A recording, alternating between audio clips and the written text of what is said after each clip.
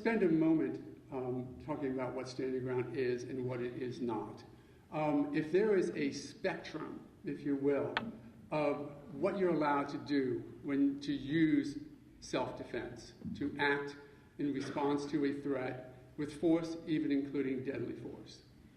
Well, if you think about it this way, our statute was amended to say, if you reasonably believe, that you're in fear of deadly force, great bodily injury, or death, then you can respond to that with deadly force. And it says you don't need to retreat. So, if you were to go through all of those cases that talk about stand your ground and talk about the appellate cases that John mentioned, if you really looked at it, there are very few cases where the person actually stood their ground.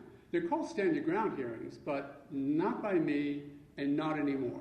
The hearing that exists under the statute, interpreted by the courts under State versus Dennis, is called a self-defense immunity hearing, because that's, after all, what it is. Are you immune having used or acted in self-defense? The very few percentage of the cases, way over here on the end of the spectrum, are those cases where the person had an opportunity to retreat. So, in effect, I get confronted with potential deadly force, so I have reasonable belief that I'm going to suffer great bodily injury. Someone's going to hit me and blacken my eye or break a rib or whatever is considered to be great bodily force, at least as I perceive it. So if that happens to me and I have a gun, then under the statute, I don't have to retreat. I can stand my ground. I can react to that force using up to and including deadly force.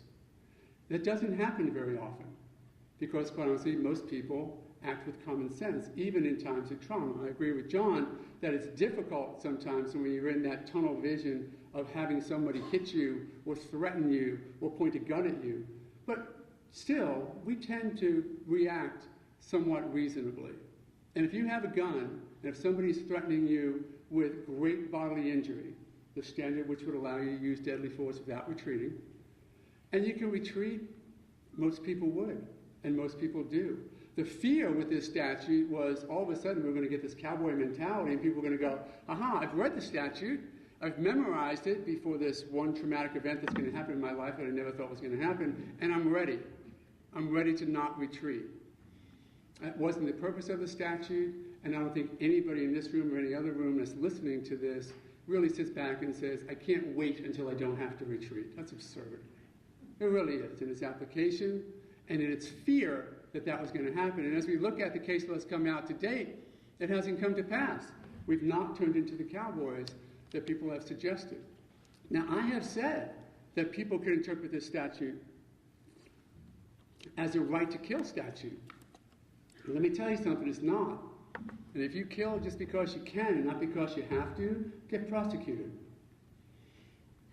But if you shoot or use deadly force because you have to, and you decide not to retreat, our statute says that's okay.